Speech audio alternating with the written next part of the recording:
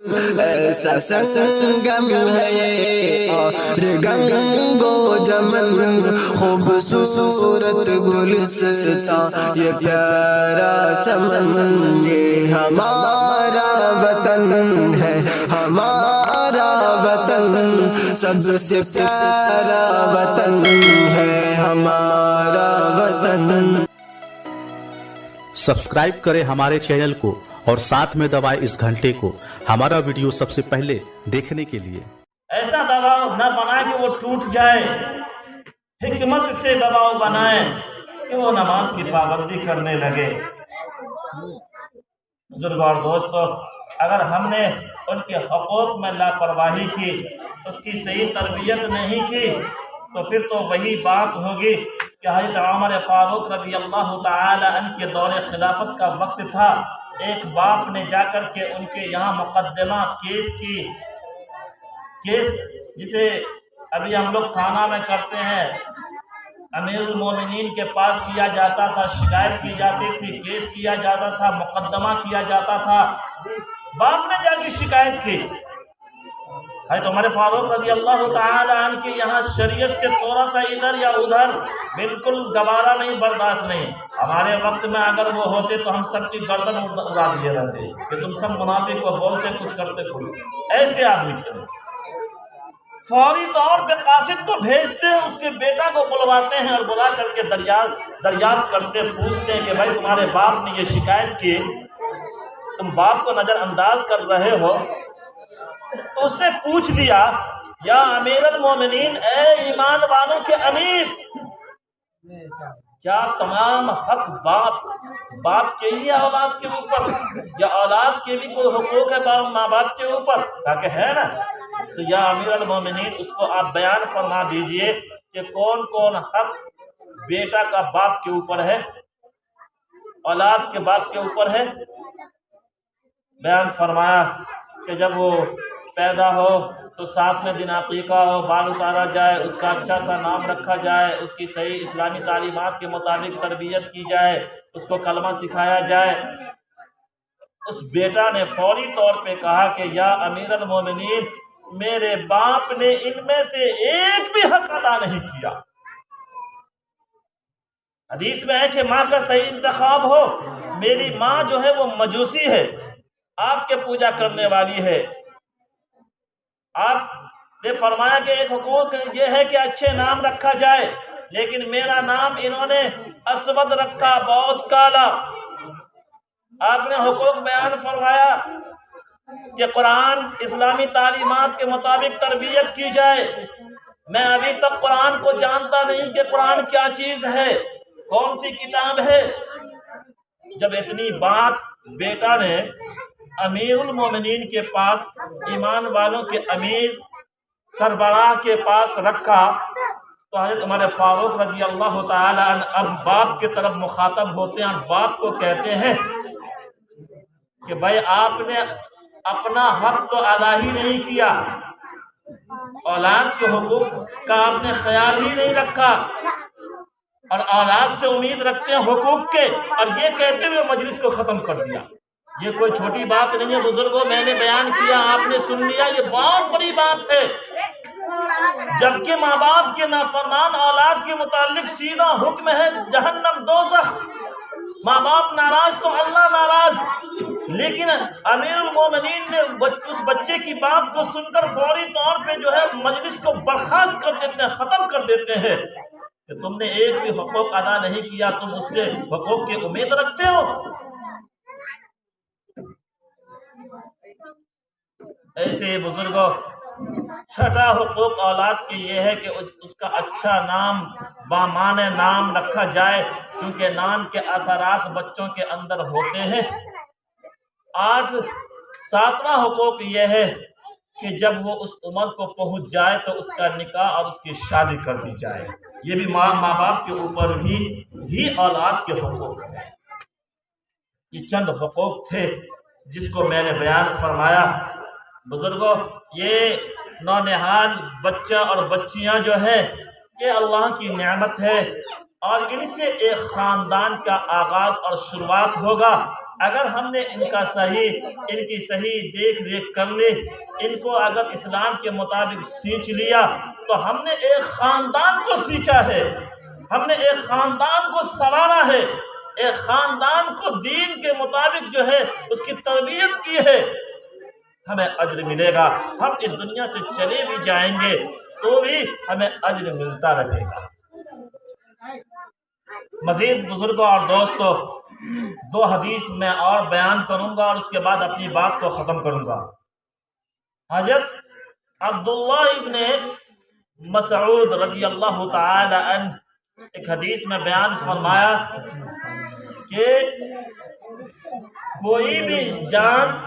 ظلماً قتل کیا جاتا ہے، ظلماً قتل کیا جاتا ہے، اس کا گناہ آدم کے بیٹے کو پہنچتا ہے۔ دوسری روایت ہے حضرت عبداللہ ابن جریر بن عبداللہ رضی اللہ تعالی عنہ کی، وہ بیان فرماتے ہیں کہ اگر کسی نے اس روئے زمین پر کوئی اچھی چیز، اچھا طریقہ ایجاد کیا، تو اس طریقے کا ایجاد کرنے کا جو ثواب ہے وہ تو ملے گا ہی، لیکن جب تک وہ طریقہ یا وہ چیز دنیا میں رائج رہے گی، چلتی رہے گی، تو چاہے وہ اس دنیا میں رہے یا نہ رہے، اسے ثواب پہنچتا رہے گا۔ میں نے حدیث بیان کیا، اس کو شاید سمجھ میں پوری بات نہیں آئی ہوگی۔ پہلی حدیث کا مطلب یہ ہے کہ اگر ہم نے کسی بری چیز کا ایجاد کیا، غلط چیز کا ایجاد کیا، کسی بچے کو غلط عادت ڈال دیا، وہ نماز نہیں پڑھتا، روزہ نہیں رکھتا، دین کے مطابق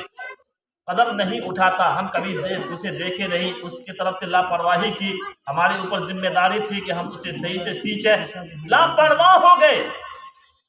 اب وہ بگڑ گیا، نہ دین کا رہا نہ دنیا کا رہا، تو بزرگوں جتنا گناہ وہ کرے گا ہمیں ملتا رہے گا، کیونکہ اس کی اچھی تربیت کی ذمہ داری ہماری تھی، اسے کلمہ یاد کرانے کی ذمہ داری ہماری تھی،